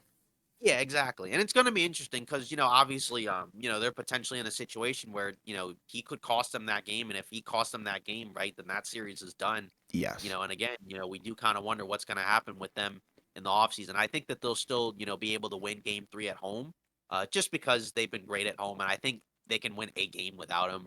Obviously, they need him to win the series, right? But, Right. for one game, we'll see. Like I said, it's kind of like what you said. I'm kind of in the mindset where I was surprised he was suspended, but I'm also not necessarily going to say it was like the wrong, quote unquote, wrong Yeah. decision. Just because, again, just in general, considering him and his history, and we have a little bit of a precedent, even though it was in the regular season. I know, earlier in the season, Patrick Beverly, right? He body slammed DeAndre Ayton, Yeah. and he was suspended, for like 3 games. And they used the same reasoning behind, in addition to that being based off the actual incident, it was also based off of, his previous, Right. unsportsmanlike behavior. And when you think about it, you only really have to like think about a handful of guys, right, that are kind of in that category, right? Like Pat Bev, Dylan Brooks, Draymond, right? Those guys. You don't really have like a ton of guys that, No. do that routinely. So, in general, some people kind of thought it was a bad precedent, just because, in terms of like using previous behavior against them. But, at the same time, like in real life, that's kind of how it goes. I mean, just in general, if you're somebody Criminals. who, yeah, like just in general, if you're somebody who repeatedly does the same thing over and over and over, you're not going to be given the benefit of the doubt. So it was just kind of interesting, just to kind of hear a lot of the discussion about that. Because like I said, you can disagree whether, you can agree or disagree about the suspension, but, Yeah. just, I saw a lot of people that were kind of just like defending his decision personally to do the Right. stomp, and I just thought that was kind of No. bad because I just don't think there's really any defending that. Because again, like, we saw a similar situation in the Bucks Heat game, right, where I think where Jay Crowder, grabbed Jimmy Butler, on the leg or the foot as he was going up, and they called a flagrant foul, and you didn't see Jimmy Butler do No. anything, right? He It's all basically about the just kind of, person who reacts, you know? and There obviously, and nobody's really, it's like a fight. Like when a fight breaks out in school, think about it like this. This is a great analogy. When a fight breaks out in school, it's normally the guy who reacts that gets in trouble. It's not normally the guy who started it, to be honest. yeah, So that's especially kind yeah, of how it goes, you know? especially considering the level of retaliation and the Exactly. reaction and response afterwards. Because I mean, because we talked about it with the Embiid situation a little bit, right? Where he does the thing where he's on the ground, right? Claxton dunks on him, steps over him, right? And Embiid does the leg kick thing upwards, right? But Yeah. his kick was strategic enough, right? Where it was, just away from, the crown jewels area, Yeah. right? And they gave him a flagrant one. And it was kind of interesting because some people thought it was the same play. It's just again, right? Like I think if he had actually gotten him, in the nether regions, right, in his Yeah. nets, Yeah. no pun intended, in his Brooklyn Nets, um, I think it probably would have been more likely that he would have been, Okay. tossed, Yeah. right? I I don't get know that. necessarily if he would it would have been I don't know if he would have been suspended, but I think Embiid definitely would have been tossed, if he did the kick to the actual area. But the Yeah. fact that he kind of, just barely missed it, and he knew what he was doing, right? Yeah. And then also Claxton didn't react at all, right? And normally if you get kicked there, you're gonna have a pretty visceral Exactly. reaction. But then it was also weird because with the Harden injection, you almost kind of wonder if it was almost like a semi makeup call because it's like, because there's obviously going to be a lot of fans, say for Yeah. Golden State, that are going to complain and say, oh, how come Embiid doesn't get the same treatment, right? And so Right. maybe they're like, well, we tossed Harden, so you know what, it's Yeah. It all depends on how fair, you fair, look I at it. guess. Yeah. But Yeah, I don't know. It's such an odd situation because, yeah, Draymond could have easily just jawed at him, done the yeah. normal Draymond thing, not the extreme, maybe jawed at him, waited for him to get up, shoved him, something like that. I think that would have been a little bit more uh, Ex- acceptable, and something that he probably could have gotten away with, even though, we're not inciting or encouraging, pushing and shoving, but we don't want guys getting stomped out either. So If he had just either A, shoved back, right, jawed or or B, something. not really done anything, right, it would have been looked at very differently because it would have Exactly. been looked at more so of like, oh, the guy grabbed his leg, so he's just kind of just responding, Yeah. versus like, that type of aggressive move. So, Yeah. we'll kind of see where this goes from here.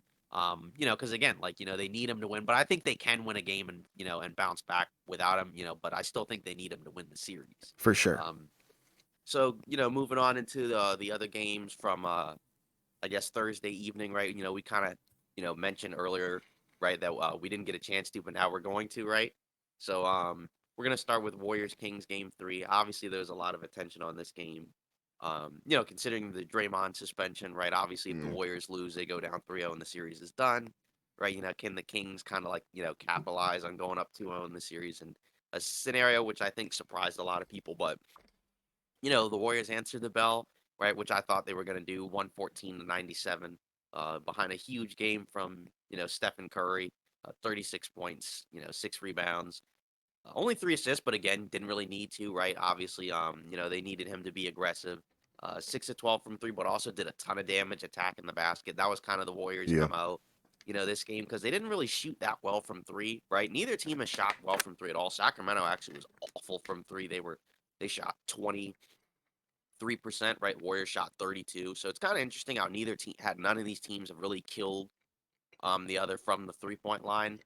But obviously we know with Sacramento, their issue has been defensively. They just can't really guard the interior, right? Sabonis, is a solid offensive player, right? But since he's not that athletic, right? Not, super long, right? He doesn't really offer the same level of rim protection, right? And obviously there was a lot of attention on him, right? He was booed every time he touched the ball, right? Which you Right. knew was going to happen, right? Obviously because of the situation he got into with Draymond, right? And he didn't really have a good game.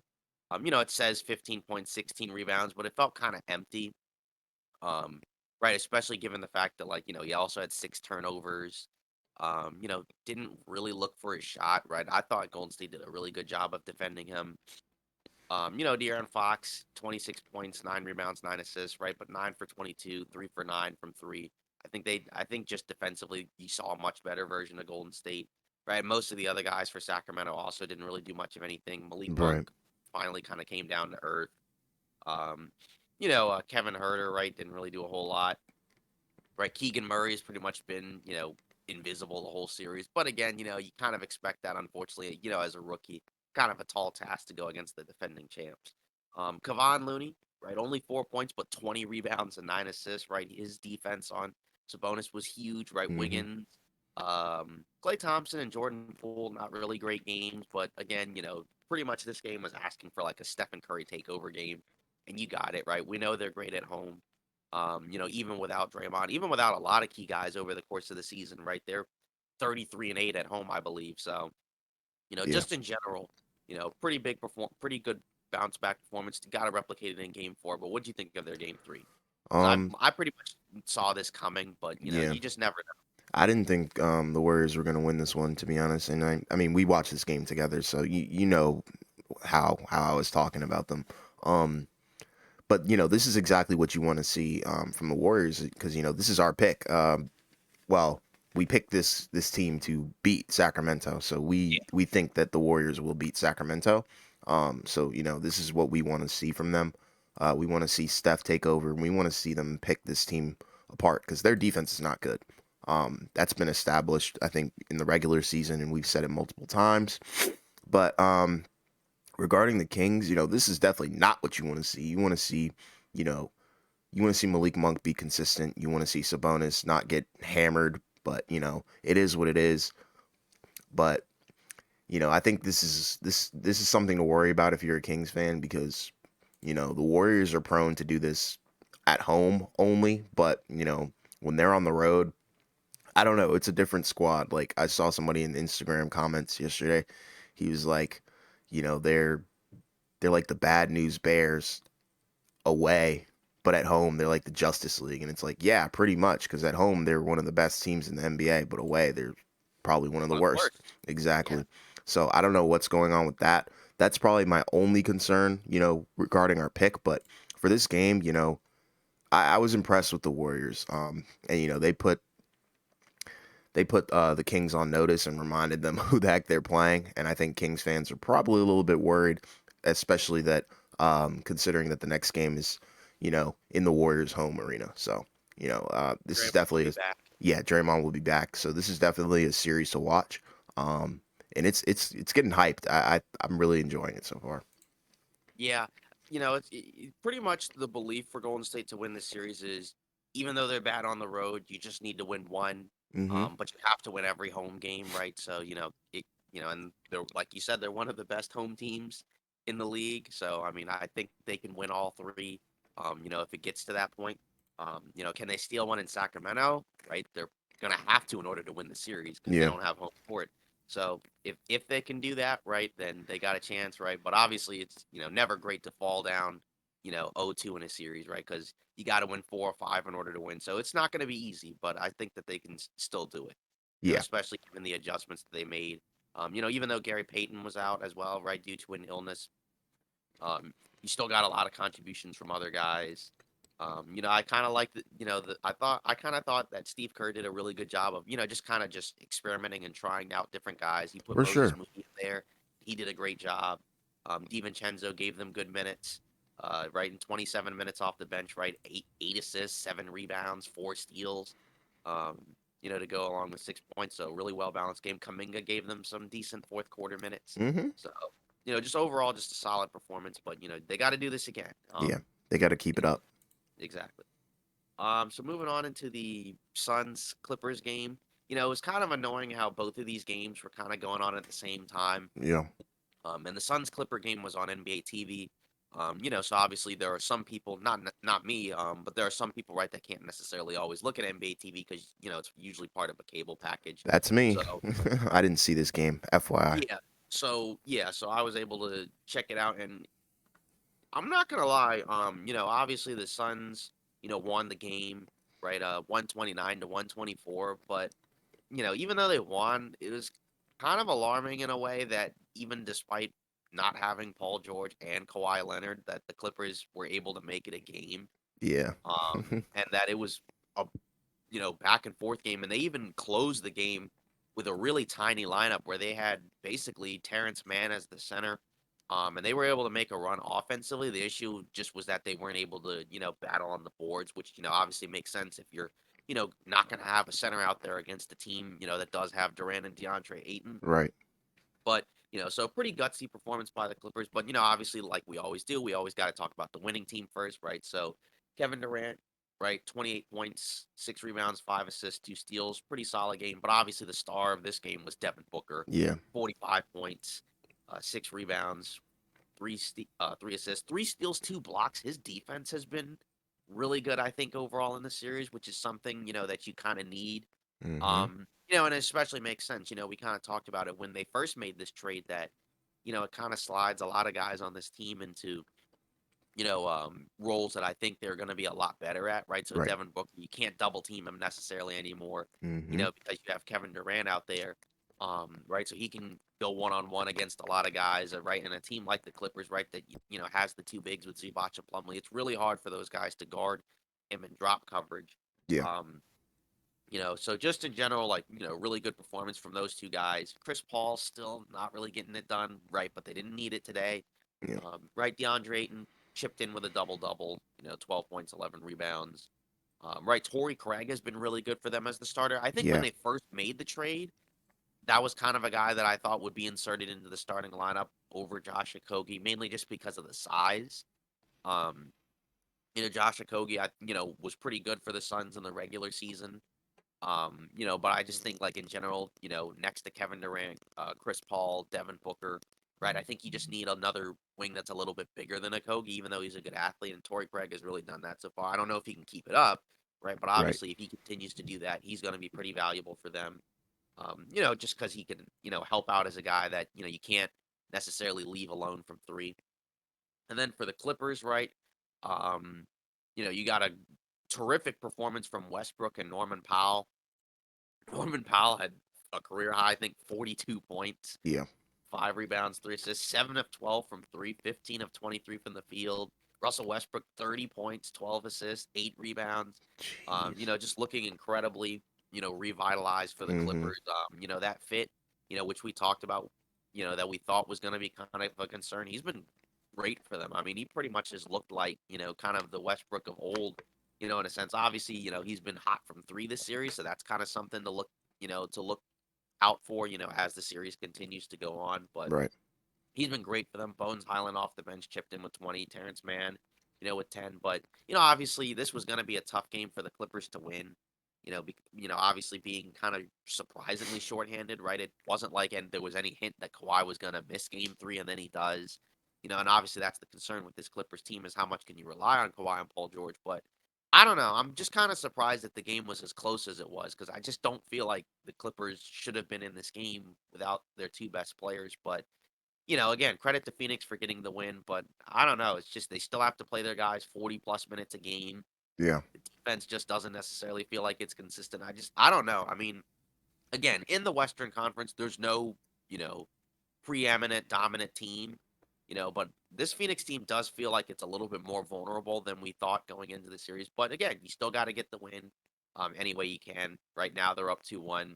Uh, right, with the series staying in LA for Game 4. So if they win next game, they can go up 3-1 and pretty much end the series. So what do you think of this? Well, Now that you kind of thought about it. yeah, I didn't get to see the game like I mentioned earlier, but I'm just judging off the box score and some highlights that I saw.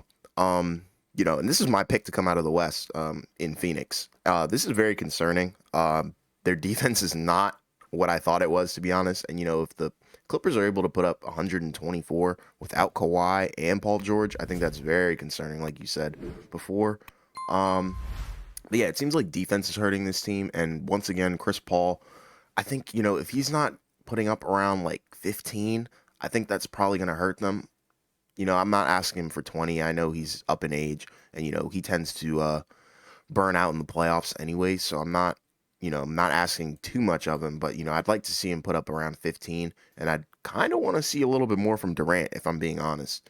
I'd like to see Durant have around 30, but at the same time, I understand everybody does need to touch the ball. And like you said, Torrey Craig has been phenomenal. He's been shooting lights out. DeAndre Ayton's been doing his thing. And of course, Devin Booker, with pressure relieved off of him with Kevin Durant back in the lineup.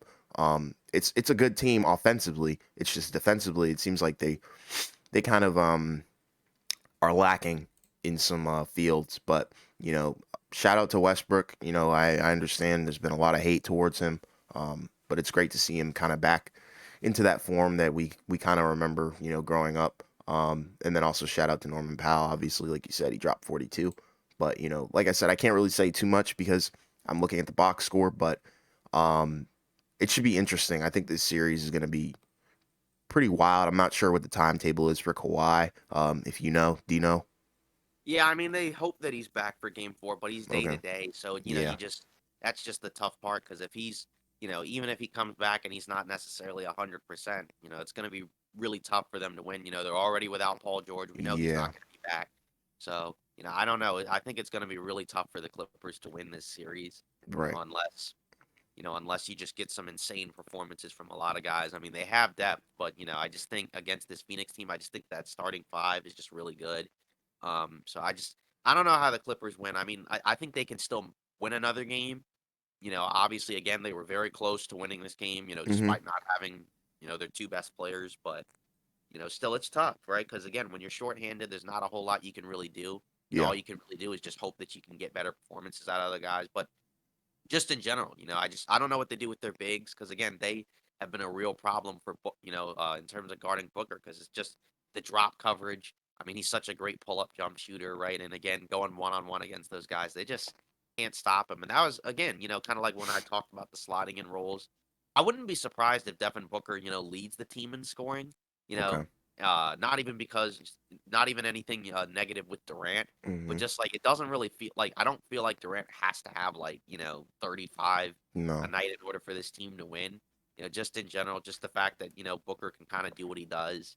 I feel like he's probably going to be the guy that leads them in scoring. Obviously Durant can obviously late in games probably be the go-to guy, but just in general, it just feels like that they've really been able to unlock Devin Booker, right? And And I he's think that younger that's too. really important for them going forward. And again, the defense also, Yeah. because that frees them to that frees them up to do a lot more defensively. And with Chris Paul and Devin Booker, you need one of those guys to probably up their game Mm-hmm. defensively, right? Because Durant's a solid defender. Aiton obviously, I think he's fine defensively. Torrey Craig obviously, as kind of like a 3-and-D wing sort of, right? But you need one of those two guards, I think, defensively to kind of be a little bit better, right? And I Yeah. just don't think Chris Paul, at this age is probably going to be that great defensively. But if you can unlock Booker on defense, right, and he's got size, he's got length, I think that's going to really help this team. Yeah. One more thing. This bench on the Suns really scares me. Like, it is not pretty. It's probably on the same level as Denver. Um, so I think that's something to watch out for too, because, I think they could probably get away with, this poor bench performance against the Clippers, surprisingly, because the Clippers are pretty deep. Um, but moving on into the next round, I mean, if they even get past the Clippers, I think the bench might come back to bite them. But I feel like that's another thing to watch out for. Yeah, because going back to Denver, yeah, they're not that deep either, but I do feel like their defense has been so far, Yeah, a little bit, not a little bit, yeah, better than yeah, Phoenix's yeah. defense. Which you wouldn't really think that it would be, No, right? Just because of the personnel, right? Because Jokic isn't necessarily a rim protector, but it does feel like Denver's effort, has definitely stepped up, because it felt like they were kind of phoning it in towards the regular season. yeah, But they've really picked up the intensity, so far this postseason, and that's what they need because we know Denver can score, obviously. But if they're going to get out of the Western Conference, you're right. They also need to show that they can defend at a high level, and they have some solid defenders, right? KCP, Aaron Gordon, Bruce Brown, yeah, right? But just overall, you just need that solid team effort. But for the Suns, right? You'll take any win, the way you can get it, right? Not every game is going to be, pretty. hmm, Not every game is going to be amazing, right? But either way, right? A win's a win. So yeah, for obviously sure. a concerning win, right? But still a win nonetheless. So you kind of just take it, and kind of work out the kinks from there. Hmm. So, to kind of wrap things up with the news, obviously we got some big awards, right? So, De'Aaron Fox, right, he won the Clutch Player of the Year award, right? This is the first year that they're doing it, right? In honor of Jerry West. Um, and not really much of a surprise there, right? De'Aaron Fox have been great for the Sacramento Kings this season, right? One of the biggest reasons for their turnaround, in terms of their personnel, right? Making a lot of key baskets down the stretch for them, being able Yeah, to turn a lot of these, close games into wins.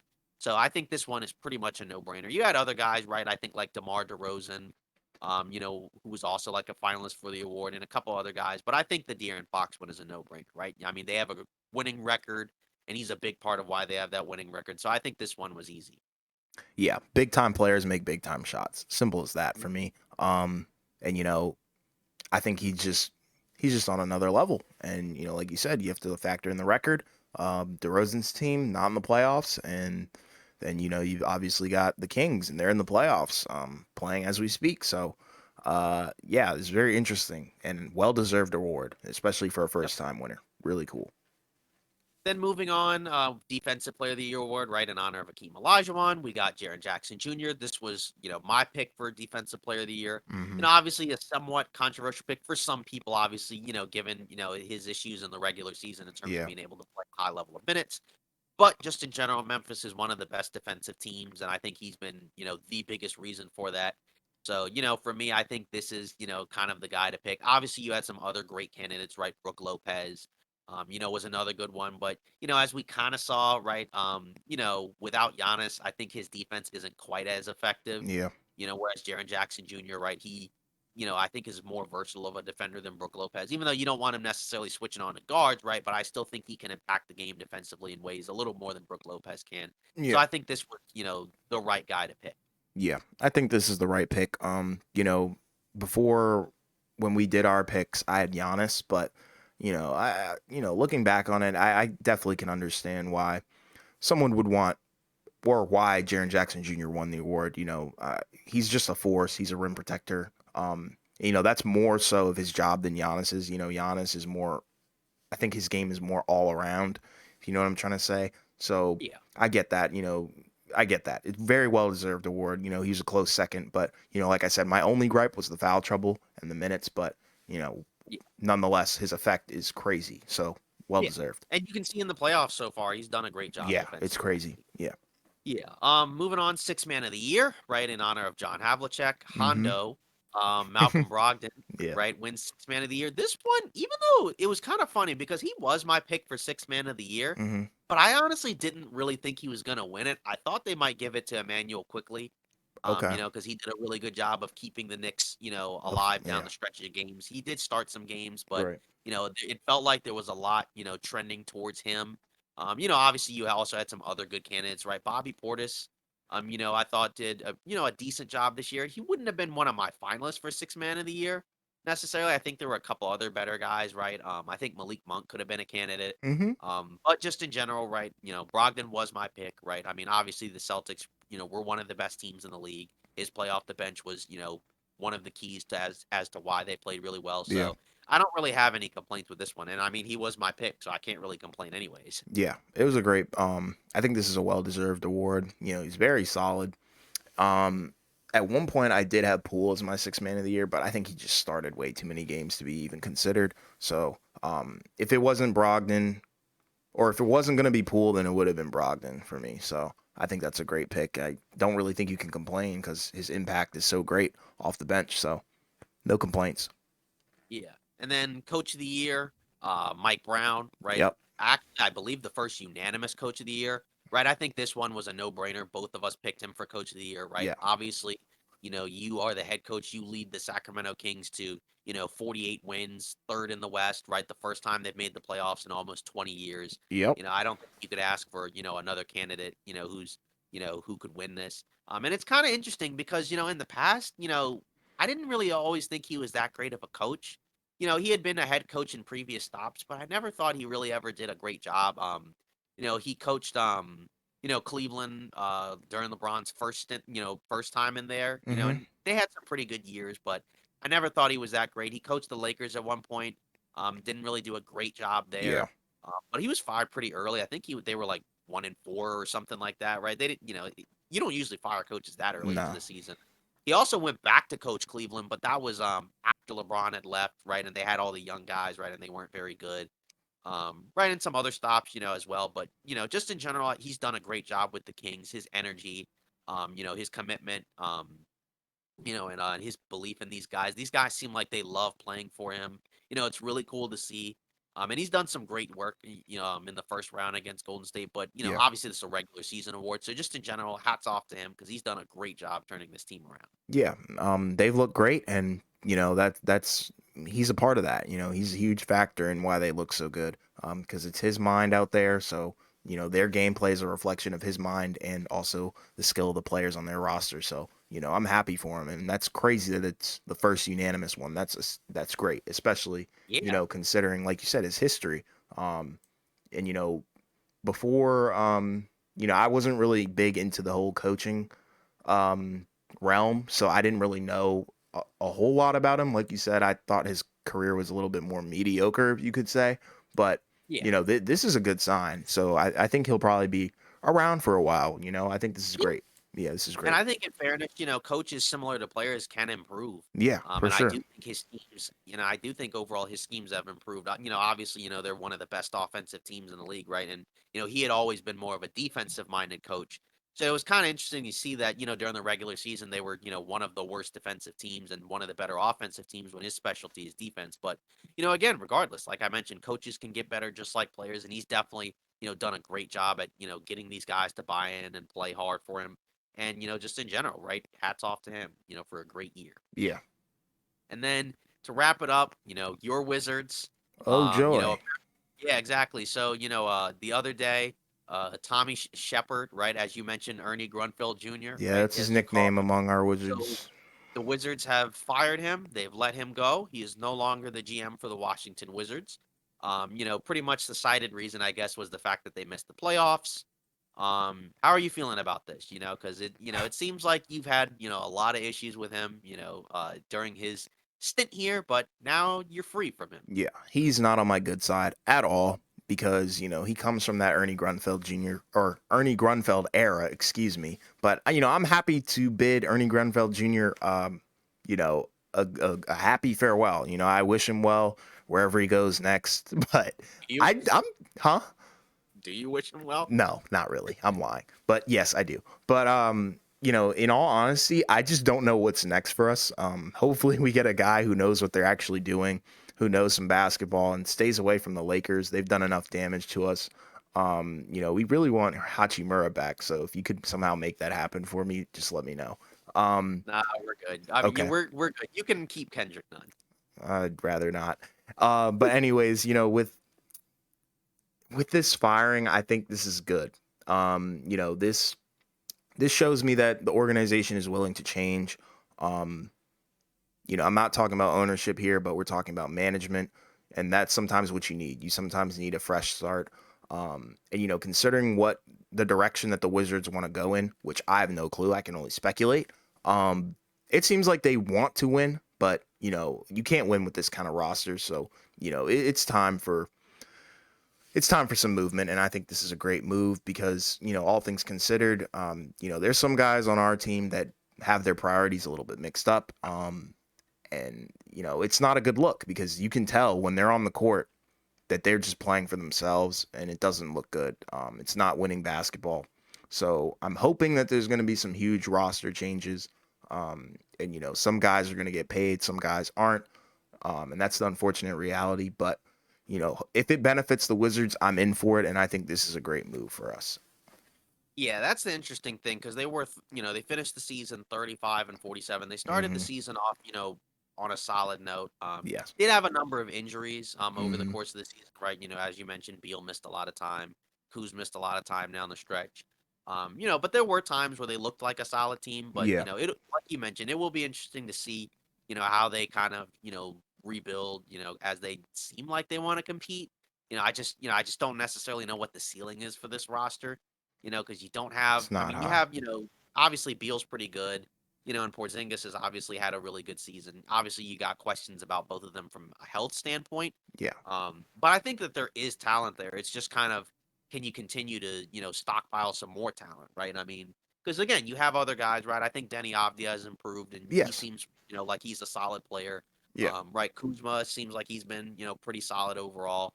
Um, so I don't know. I mean, like it's going to be interesting to see how they, navigate. Obviously you've also heard at times Beal seems like he's been kind of frustrated, but it feels like we hear that kind of like every We year. hear it every year. It's Followed the by, same thing as Aaron Rodgers and Damian Lillard. Sorry, but it's just getting annoying at this point. And I love Beal to death, but come on. It's either this or that. You can't just say one thing and then do the exact opposite. You got to choose. I do kind of wonder because it was interesting because he makes the Westbrook trade, where he trades Russell Westbrook to the Lakers, right, and gets back KCP, um, Montrezl Harrell, Kuzma, and I think a late first, right, something like that. Mm-hmm. Right, you also get Spencer Dinwiddie, from the Nets, right, and it seemed like they started off pretty well, right, but then it seemed like they just kind of just fell apart, right? Then KCP moves to Denver, right? They get back what was it, Will Barton and Mm-hmm. Monte Morris. Yep. Um, What a Trez they disaster. yeah, Trez they send to Charlotte, and I don't think they really got anything No. back for it, right? Wasn't it? It was like Ish Smith, Vernon Carey Jr., or something like that. Pretty much nothing. Yeah, and then obviously you had the Rui trade, right, where you trade him for Kendrick Nunn, and I think they got back 3 seconds as well. Yeah, but our Um, second round pick history is so bad. Half of them aren't even in the league anymore. yeah, and So I think a couple of the Lakers second round picks, they're like years from now. We're talking like y- 2027. a long time ago or a long Yeah, time away. exactly. So, yeah, so I don't know. They've been very strange in terms of what they're doing. So it's so hard to get a beat on them. And like you said, obviously if you're not going to have a change in ownership, right? Obviously, hopefully you hope that you get a change in the front office management, right? And so it seems like big things are up for Washington sports. And one thing to clarify, I'm not advocating for a change in ownership. Most Wizards fans, and me personally, I love our owner, Ted Leonsis. So he's really cool. He does a lot for the city. So no hate directed towards him. All the hate is directed towards Ernie Grunfeld Jr., who is no longer with us on this Washington Wizards team. Thank the Lord. I just had to get that out there because I think the ownership is great. But the management is, dog poop. Yeah, I mean, you got big things up coming up for Washington Yeah, for sports, right? sure. You got new Wizards management, you got Yeah, new Commanders, ownership. So yeah. hopefully it continues to go well, right? We're Because on we the up want to and up. see, yeah, we want to see Washington, at least do, better. Thanks, dude. That Hopefully. means a lot coming from you, Laker fan. So I'm glad, Exactly. people around the league want to see us win because, Yeah. Well, again, when you help other people out, you want others to succeed, right? You help us out, so we want to see you succeed. yeah, I mean, if you want to count robbery as helping, sure. So we got some news, some more news. So James Harden, right? Another report, I guess from Woj and others, right? That kind of suggests that again if he leaves Philly, he could possibly go back to Houston. And it is interesting, right? This is not the first time we heard this. We've been hearing this since I want to say, late last year, right? Like December, right around like Christmas time. I think it was like the first we heard of it was like, before their game on Christmas, Mm-hmm. something like that. Yeah. Yeah, we kind of brushed it off and didn't really, pay a whole lot of mind to it. But I mean, it's continued to come up. And I almost kind of feel like if Philly does kind of just, come up short, I almost kind of feel like it actually could happen. Um, I mean, like, I'm not saying it will. I'm just saying, like, it Nah, I almost, get you. yeah, it just we've heard it so much, just I mean, so what do you think of this? I mean, like, we're continuing to hear it, and it doesn't feel like that there's, like just fictitiousness to this Yeah. rumor. I feel like we've heard it too many times for it to just not be anything. Yeah. Here's what I'm gonna say about it. The first time I heard it, I kind of brushed it off, and I was like, Yeah, I don't really care. This is just hogwash. I don't believe it. But now that it's like that, this might be the fourth or fifth time that it's been being reported from credible sources. It would not surprise me if this happens. And looking at it, I understand it somewhat from Harden's perspective, especially if things don't go well in Philly. If they get eliminated early, um, then yeah, I can understand that. And he's just gonna go back to Houston, where his career was phenomenal. But from the Rockets standpoint, I'm not really sure. I don't really know what you really gain from that, because I think they need to realize that Harden's not the player that he was, in 2016, 2017 anymore, and he was really good back then, but now, he's a lot slower, he's older, the injuries have kind of, taken a toll on him. You can see it in the gameplay, but I don't know. This is just a weird, I still don't like the move, but I think it probably is going to happen. Just yeah. just I due mean, to the fact that there's so many people talking about it, so many people reporting it. And, obviously players don't normally come out and refute it, but the fact that he's not really, refuting it, I don't know. It's just weird. yeah. So, I mean, I yeah. think a lot does kind of depend on what Philly does. Yeah. This postseason. And then it's kind of funny because I didn't really think about it, but I heard, this morning, right? They reported, that Nick Nurse, right? We talked about it, that he's out, in Toronto, Yeah. and that, Houston, right, is a team, that is possibly looking at him. So it almost feels like maybe there's more smoke, maybe there because you got to factor in, right? Nick Nurse was a coach, that did lead a team Yeah. to a title. I do think he's a good coach. Then you also have to factor in Houston doesn't have its first round pick next year. It actually um they actually have Brooklyn's pick. So Right. there's not as much of an incentive for Houston to be bad next year. They're gonna have a ton of cap space. And they have a lot of young players. So I Yeah. mean, it could happen. I mean, if you hire Nick Nurse and you get some vets in there, and Houston has talked about, right, their GM Raphael Stone has kind of talked about adding some veterans. I just don't know if Harden is the guy that I want to necessarily I pair wouldn't. with all those young players. I mean, it just, like you said, it does feel like he's kind of on, the decline. Not that you can't have an older, star player in Yeah. there, but it just doesn't feel like he's really meshed well, with a lot of these other guys. I guess he's gotten along with Embiid, but like just in general, I just don't know how that's gonna work. Yeah. But like you said, it's just considering we've heard it so much, it almost just kind of feels like it. Um, but back to the Nick Nurse thing, right? We talked about it a lot this season, right? Toronto had a really good year last year, right? But obviously this year didn't necessarily go well, right? Made the play in and then obviously got eliminated by the Bulls, right? They're gonna have their lottery pick, but obviously, we heard a lot of stories about Nurse and the players not necessarily getting along, Yeah. so it does feel like that this move isn't really that much of a surprise. No. I think you're right. It does not come off as a surprise to us. We thought he was probably gonna leave. Uh, but I'm curious where he goes, because if he goes to Houston and Harden goes to Houston, I just cannot imagine, you know, a team and a locker room filled with Nick Nurse, James Harden, Jalen Green, Kevin Porter Jr. Like, I just don't think that's gonna work. There's too many personalities clashing there. And obviously we don't know them personally, but from what all of these guys have put out, I just don't think that that would mesh very well. You know, I feel like there'd be some bad influences potentially, um, and probably some arguments that happen behind the scenes. But you know, I don't want to speculate too much. But you know, in regards to Nick Nurse, I think he's a great coach, and it was probably time for him to move on. Just you know, change of scenery and you know, further cement his legacy somewhere else. You know, Toronto wasn't it clearly, and they've got a lot to figure out now, even beyond the coaching standpoint or from the coaching point of view. Then for Toronto, they actually mentioned, or was mentioned, that Nick Nurse, or not Nick Nurse, Ime Udoka Okay. is, you know, kind of in a way the lead candidate. So it almost feels like he may get the job for, he may get the job Yeah. for, may get the job for Toronto. Yeah. Obviously, I'm sure he's got connections with Masai Ujiri. We had kind of, you know, we had heard his name come up a lot, right, as a coaching candidate for a lot of different teams. Right. So I do feel like he will get it. Obviously, he had the situation with Boston, where he got, the suspension, right? But you knew he wasn't coming back to Boston. But I figured he would probably get another shot somewhere else.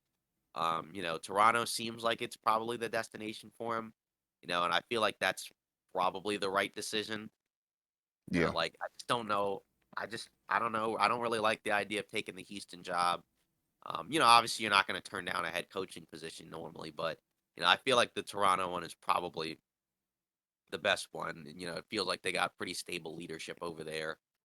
They do have some vets, but Toronto also has a lot of questions as well. With the roster, right? Because obviously, they came up short this season, didn't really do a whole lot, and you do kind of wonder what they do from here. But I do kind of, if they hire him, I think he's a really good coach. Obviously he helped lead Boston to the finals last Yeah. season, right? We're 2 games away from winning it all.